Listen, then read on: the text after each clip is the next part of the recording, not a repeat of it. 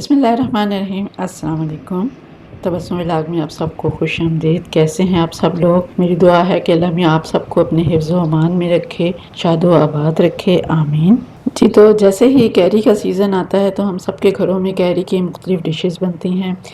اس کے ہم اچار بناتے ہیں اور مختلف قسم کی چٹنیاں بنتی ہیں، اور کیری کا شربت تو بہت ہی لاجواب ہوتا ہے۔ مئی اور جون کی جو خشک گرمی ہوتی ہے اس میں اس کا استعمال بہت فائدہ مند ہوتا ہے۔ اسی طرح آلو بخارے، املی اور فالسے وغیرہ کا شربت بھی ہم استعمال کرتے ہیں۔ تو آج میں آپ کے لیے لے کے آئی ہوں کیری کا شربت۔ ان کو ہم نے پہلے سے دھو کے رکھ لیا تھا، اور پھر ہم نے اس کا چھلکا اتار لیا، اور اب ہم اس کو چھوٹے چھوٹے ٹکڑوں میں کاٹ لیں گے۔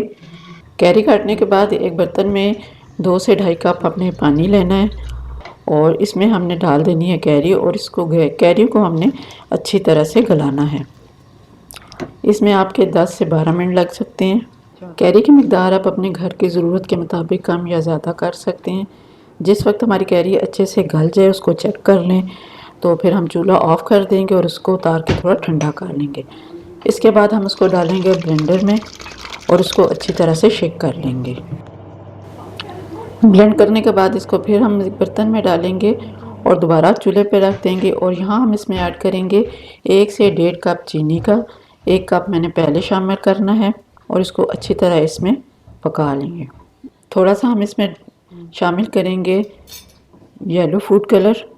اس سے ہمارے شربت کا کلر بہت اچھا بن جائے گا، کیونکہ ویسے یہ دیکھنے میں تھوڑا آف وائٹ ہوتا ہے۔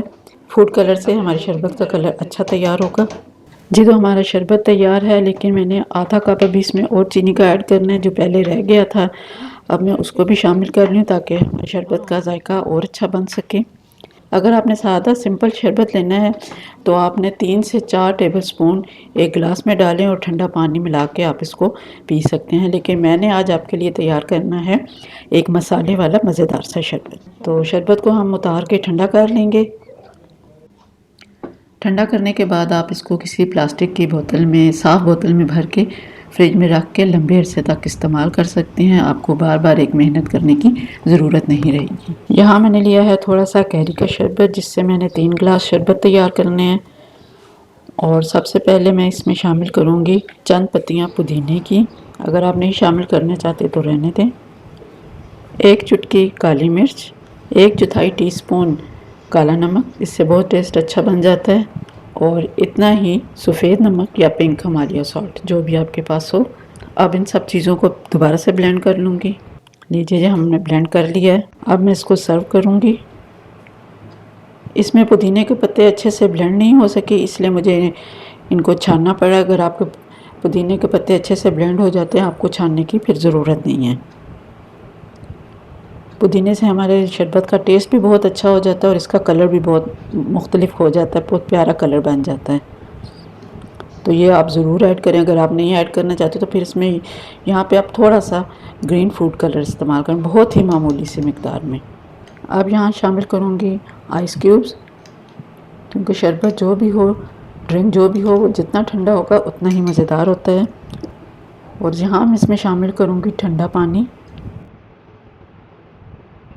اور لیجیے جی، ہمارا شربت تیار ہے۔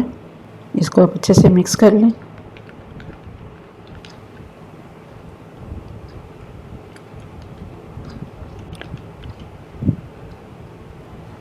اب اس سیزن میں ایک دفعہ اس ریسپی کو ضرور ٹرائی کیجئے گا، لائک اور شیئر بھی کر دیں، اور اگر آپ ہمارے چینل پر نئے ہیں تو ہمارے چینل کو سبسکرائب کر لیں، اور بیل آئیکن کو بھی پریس کر لیں تاکہ ہماری آنے والی ہر نئی ویڈیو آپ کو بر وقت مل سکے۔